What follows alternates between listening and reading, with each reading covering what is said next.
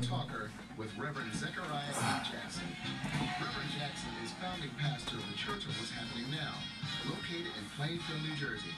And now, the Town Talker, Reverend Zechariah Jackson.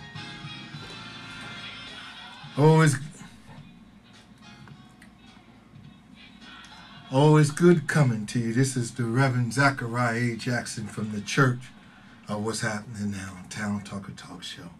Boy, I tell you, this week has been something else. I tell you, hanging over there in New York with all the traffic and everything, trying to get as close to the president as I could get, I tell you, it's something else for him. But it's all about being American, I guess, enjoying the hustle and bustle of Manhattan and everything. It's a beautiful place and everything. God bless New York City, and God bless the whole state and the whole country, I have a young lady here today from the Council for Airport Opportunity. Is that correct? That's correct. And she's going to talk about getting jobs and things of that nature and entrepreneurship. Is that correct? Exactly. And introduce yourself to the people. Hi, my name is Ms. Kennedy. Today I really want to talk about grant development and grant writing. In today's economy, we're looking forward to doing something a little different with corporations that are falling, and many of us are left without jobs. Sometimes we have a dream that we can turn into reality, but many small businesses, not only small business, most people don't know how to start putting together a business plan where they can turn that dream into reality and at the same time make money at that. So that's what I want to talk about. Well, let me ask you this right here. Is it really possible? People talk about corporations and things, but can we really become successful entrepreneurs? Are we too small-minded? A corporation offers a structure. I'll put it this way. I probably would never go to Home Depot if the smaller hardware stores would act right. But years ago, they were so rigid.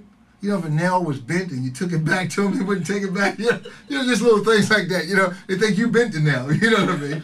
You have to prove to them and almost have a fight with the guy, before you get out the store. With Home Depot, you take it back, tell them the nail is bent, they give you 3 more nails. Well, I understand they throw a whole box in. So how can we, as just, small people, just trying to make a mark, how can we, compete with the corporations? Or is that our goal to build our own corporation? Well, the goal should be a person that's business-minded or has that dream that wants to turn into reality should first, that's why a business plan and proper planning will help that, because what you will do is that, first of all, you have to have that dream and have a plan. Your marketing research will tell you that. It will show your competition and what they are doing and what you can do better. There's always a way of where the competition, when there's more than one person in a marketplace doing the same thing, we can do it better sometimes. Large corporations are out there, but maybe they're not people-oriented. Just like, for instance, a person would rather call on the phone and have a live voice rather than, talking to the machines that we're in. That could be, like a answering service and things like that. I hear people saying that. Let me interject here. I hear people saying it all the time. But let's kind of like face it a little bit. As you grow, as your company grow, you need less people on the phone and more people handling business. And if that phone can do what a human voice, a human person can do, why not have the phone? Are we in denial of modernization? Is what I want to know. Well, it's not so much in denial of modernization. It's that we are people, and we would rather, many times you may have problems with a phone bill or something like that. And sure, you can have that computerized telemarketer or whatever. You can talk to the system and use the different codes. But you would rather speak to operators still. I know I still do. And then you know that your problem is resolved, because chances are they can get into that telephone system and tell you a little bit more than just that automated teller can do for you. So it will always be where it will be a people-oriented, and people do need to talk to people, because you feel better at the end of the day doing business with a person. I don't care how computerized we get. Okay, but the truth of the matter is this right here. Is a certain age bracket where, you know, I still go for my pen. The other day I didn't have a pen, I almost panicked. You know what I mean? Right. I walked in the store without a pen. Where the younger generation are more computer literate.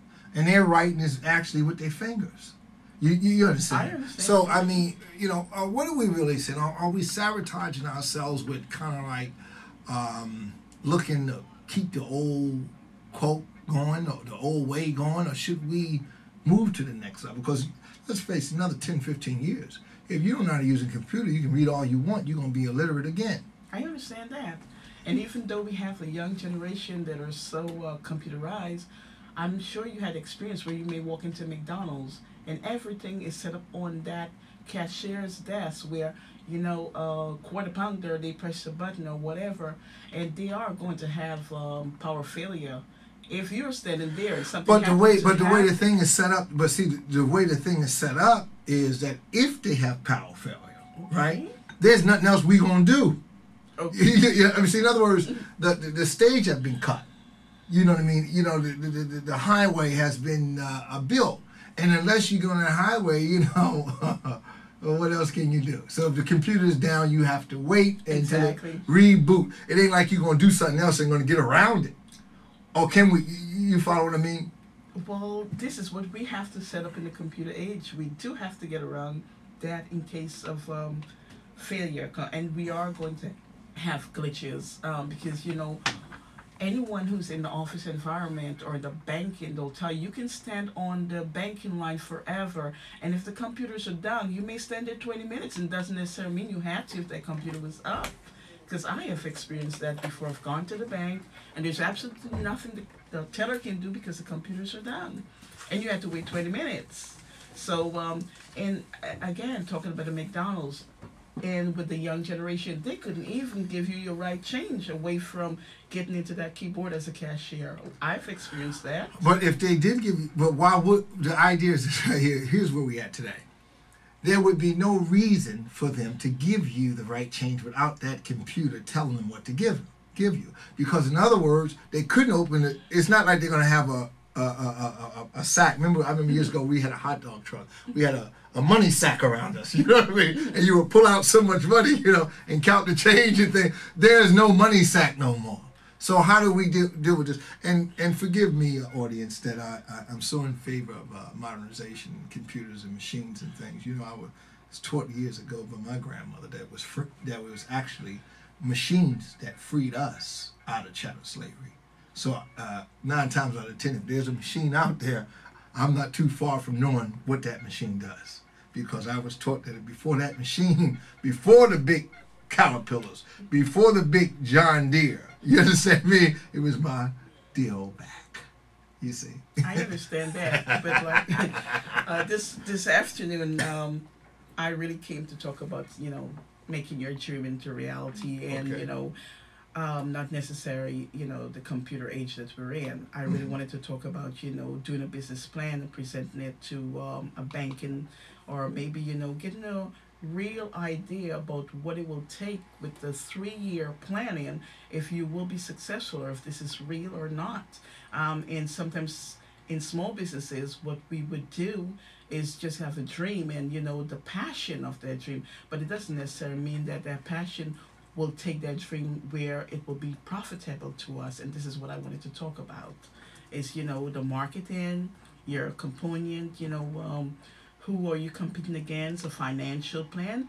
And many small businesses sometimes forget the day-to-day bookkeeping also that, you know, impact their business. And, you know, things like, you know, really being you know, realistic about your financial plan, and, you know, what you will have to do, pay yourself. Some people start a business and don't pay themselves, and then they find out that they're working 24 hours and, you know, all tired, and, you know, they didn't put that 3-year out where, you know, at the end of 3 years you should see something coming back. If you should abundant, what should you do? So these are the things that I wanted to talk about. Also